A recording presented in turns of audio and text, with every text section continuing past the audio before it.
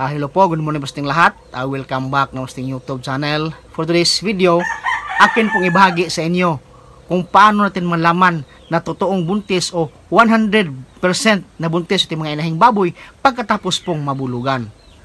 Kapag tayo po napapabulos ng mga inahing baboy po mga kaibigan, dapat talaga sila po ay standing heat o landing-landi na. Kasi yung iba kasi, tinatanong po nila kung kailan daw pwedeng pabulugan yung inahing baboy, nalandi na daw po yung kailang mga inahing baboy, pwede na daw pabulugan. Ang sagot ko po dyan, yung standing heat talaga. I-detect nyo po yung standing heat o yung landing-landi po sila. Iba kasi po yung naglandi kaysa landing-landi. Iba po yung heat kaysa standing heat. Yung heat o yung landi, paglalandi mga kaibigan, yan po ay pagsisimula po ng tinatawag na 5 days of estrus period. So, sa 5 araw na yan, mayroon po itong tinatawag na peak ng kailangang paglalandi o yung standing heat o yung landing-landi po sila. Yung pinaka-peak po ng paglalandi po nila.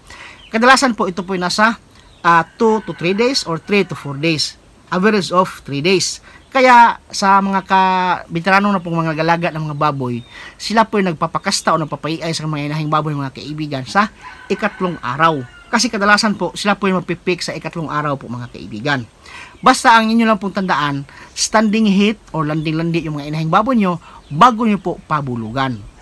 Ngayon, para atin pong malaman na buntis yung inahing baboy o 100% buntis sila, dapat after 21 days, atin pong obserbahan kung sila ba nalalandi o hindi o nag-reheat ba o hindi. Yung pag-reheat o hindi ating mga inahing baboy mga kaibigan, isa po yan sa mga senyales na atin pong obserbahan para atin malaman kung positive ba na buntis ating inahing baboy o hindi. Kapag sila po nag-reheat, ibig sabihin sila po hindi buntis.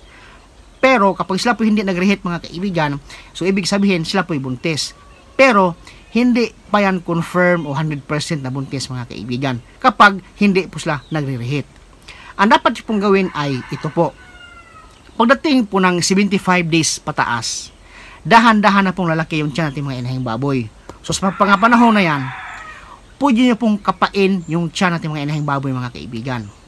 Kapag pagkapa nyo sa tiyan ng mga inahing baboy nyo, 75 to 80 days o pataas, dapat maramdaman nyo po yung pagkilos ng kanyang mga biik, yung pagsipa ng kanyang mga biik. Kasi po, yan po yung tinatawag na quickening o paggalaw ng mga biik doon po sa loob ng tiyan ng mga inahing baboy. Kapag kinapa nyo yan mga kaibigan, sa mga panahon na yan, 75 to 80 days pataas, at saka naramdaman nyo po yung quickening o yung paggalaw at pagsipa ng biik, yan po ang sinyales na sila po ay 100% na buntis. Kasi buhay po yung biik doon po sa loob ng tiyan natin mga inahing baboy. At saka confirm po na may lamang biik yung tiyan natin mga inahing baboy kasi gumagalaw po yung kanyang mga biik mga kaibigan. So malulusog po kanyang mga biik. Yan po yung pinakasinyales na atin pong malalaman na buntis talaga yung mga inahing baboy. Kasi minsan mayroong mga panahon na atin pong tinatawag na buntis hangin. Malaki pong tiyan ng inahing baboy pero walang laman.